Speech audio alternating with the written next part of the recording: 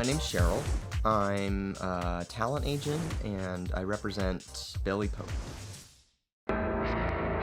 This is what I do for a fucking living. I represent my client, okay? I represent his interests, and I represent my interests. Yeah, I think that Billy's sexual orientation is, of course, really important. Hey, what are you doing?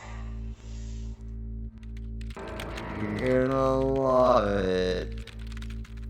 You're gonna love it. You don't want to fuck with me on this.